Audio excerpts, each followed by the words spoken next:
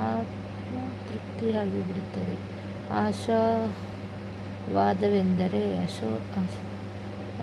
ಆಶಾವಾದವೆಂದರೆ ಮುನ್ನಡೆಯುವ ಹಾದಿಯಲ್ಲಿ ಆಗಾಗ ಹಿಂಜರಿಕೆಗಳಿಂದ ಕಾಲಾಂತರದಲ್ಲಿ ಉತ್ತಮ ಫಲಿತಾಂಶಗಳನ್ನು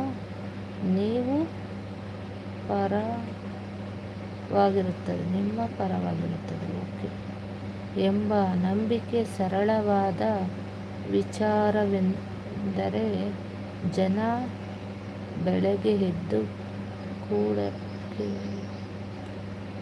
ಕೇಡನ್ನು ಮಾಡಲು ನೋಡುವವರು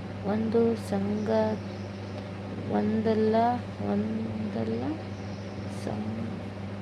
ಸಂಗತಿಗಳನ್ನು ಸ್ವಲ್ಪ ಉತ್ತಮತರ